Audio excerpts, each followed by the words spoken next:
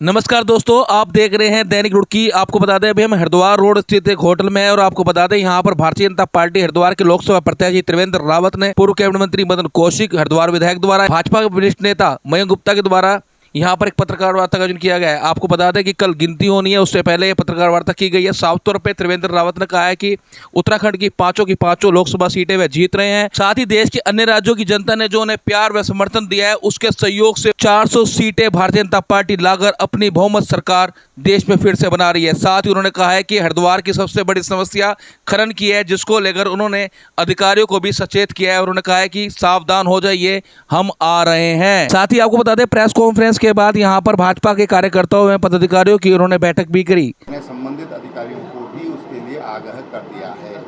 मैंने कहा सावधान हो जाइए, हम आ रहे हैं। तो लोकसभा सीट उत्तराखंड की जीतेंगे और देश में भी जो सरकार बनेगी वो 400 पार की बनेगी। समाज में जो काम दिन रात काम करते हैं, समाज की चिंता करते हैं, उनके साथ बैठ कर के हम प्रयास करेंगे। पहले तो मैं आप सबका धन्यवाद करना चाह रहा हूँ, क्योंकि चुनाव के बाद आप सबसे मिलने का मौका नहीं मिला और मुझे लगा कि तमाम जो मीडिया के लोग हैं उन्होंने भी हमारी तरह ही मेहनत की इस चुनाव में, वो भी धूप में, इतनी तेज़ गर्मी में, उबड़ खाबड़ रास्ते भी कहीं कहीं थे, तो वहाँ आप सब लोगों ने सारा जो इलेक्शन था उसको कवर किया। तो मैंने कहा एक बार पहले तो आप सबका मैं धन्यवाद कर दूं।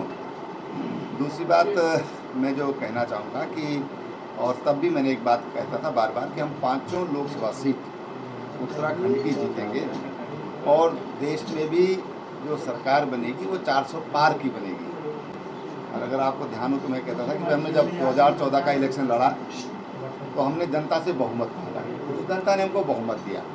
अगले इलेक्शन हमने 300 पार कहा, तो देश की जनता ने हमने जितना मांगा उससे अधिक दिया। 303 सीट ये भारतीय जनता पार्टी को दी और इस बार हमने तय किया कि हम मांगने में कंजूसी नहीं करेंगे और 400 पार का हमने देश की जनता से आह्वान किया कि आप 400 पार दीजिए, हम विकसित भारत देंगे। और जिस तरह से एग्जिट पोल की रिपोर्ट सामने आई है और जिस तरह मैं भी अभी उड़ीसा में गया था चुनाव में, यहाँ के बाद मदन जी भी वहाँ थे, तो साफ साफ माहौल दिख रहा था और इसलिए 400 पार इस बार देश में आएंगी, ये हमारा पूर्ण विश्वास है कि जनता से हमने जितना मांगा जनता ने उतना हमको दिया।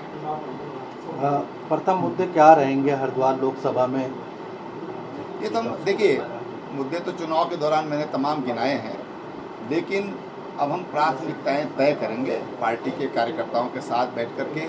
यहाँ पर जो गांव में जो गांव के किसान हैं, संगठन हैं, जो तमाम जो समाज सेवी हैं, समाज में जो काम दिन रात काम करते हैं, समाज की चिंता करते हैं, उनके साथ बैठ कर के हम प्रयास करेंगे कि तमाम जो हमारी प्राथमिकताएं हैं वो हम निर्धारित करेंगे। लेकिन जो 2-3 बड़ी चीज़ें मुझे हरिद्वार में, जब से मैं 3-4-5 दिन 2 तारीख 31 को मैं यहाँ पर आया और उसके बाद इन 3-4 दिनों में जो मुझे यहाँ के लोग मिले हैं, यहाँ पर एक बहुत बड़ी समस्या अवैध खनन की है और यहाँ तक किसानों ने हमसे कहा था हमारे खेतों में इस तरह से अवैध खनन होता है, हम कोई बात कहते हैं तो उनको कोई सपोर्ट नहीं मिलती, बल्कि हमको डांट दिया जाता है।